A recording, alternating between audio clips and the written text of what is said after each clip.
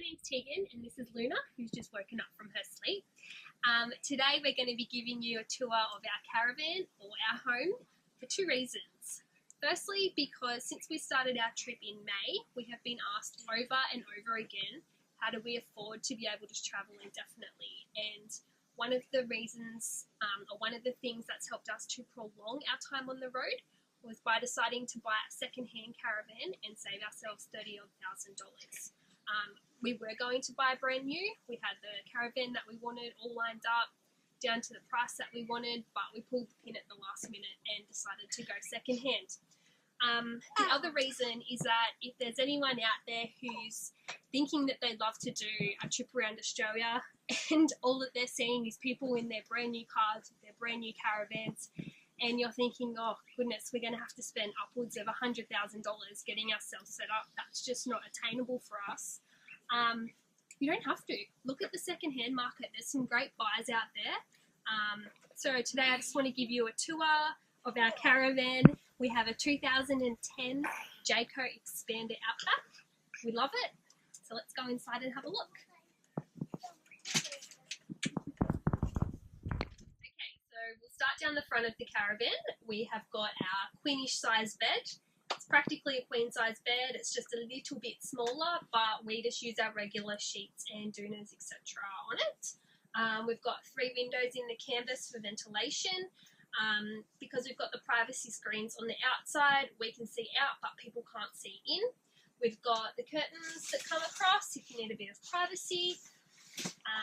You can also access your storage in the tunnel boot from underneath the bed. The mattress just lifts up, which is quite handy. We've got heaps and heaps of storage. Storage is one thing that we're not short on in this caravan. Over here we've got our TV with our DVD player. We've also installed some extra 12-volt USB sockets, which is good for charging our phones. And we've had 2 Sirocco fans put in. We've got one here and we've got one over in the kitchen. They're great because they work really well, but they don't draw a lot of power, which is really good for when you're free camping. Over here, this is our dining area. So we've got the cafe style seating and it seats 5 people.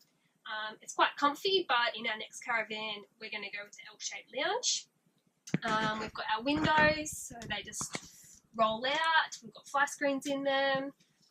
We've got hatches, which can open right up, and they've got fly screens that come across. We've got aircon, which is heating and cooling. Fortunately, we haven't had to use it yet, which is great. So moving down to the other end of the caravan, we've got more storage up top and down below here, plus heaps more bench space, which is really handy. This is our kitchen area, and one of the main reasons that we really liked this layout was because it's quite spacious in this area. It's not just a skinny little aisle that you've got to try and do your cooking and whatnot in. There's quite a lot of room to move around, particularly if there's more than one person in this area.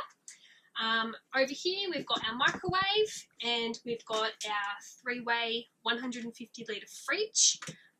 It actually fits a fair bit in there. It is a combined fridge freezer. Ideally would have liked a separate and bigger freezer, but this has been fine. We haven't had any issues with it so far in terms of space. Heaps more storage in the door. You also got your little veggie crisper down the bottom here. So yeah, it's been fine. We've got a temperature gauge here, which is really handy just to keep an eye on the fridge, especially when you're changing between power sources. This is our kitchen area, so we've got our sink, we've got heaps more storage everywhere. Our cooktop, we've got your standard 3 gas and 1 electric burner, griller, exhaust fan and light. We've got more ventilation up here. We've got our second bedroom. We've got our twin bunks here with our ladder that comes off for when we're travelling. We've got heaps of storage underneath our bottom bunk, so we keep all our blankets, our chairs, our vacuum, extra nappies, all those sort of things. This is our wardrobe.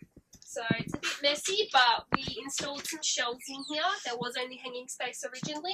So we get 1 shelf each, and then down below we get 1 drawer each, and that fits everything that we need in there. We've put some extra command hooks around so we can hang our bath towels on there when they're not outside. And finally, in here is our bathroom. So it's a combined shower and toilet. You get more storage behind the mirror. The basin just drops down when we need it, and then the curtain just pulls around as well. So it's fine for what we need. And that's it. That's a tour of our caravan. Hopefully we may have inspired someone out there that you don't have to buy a brand new caravan. If you can save yourself some cash and put some extra money towards your trip, it's definitely worth doing.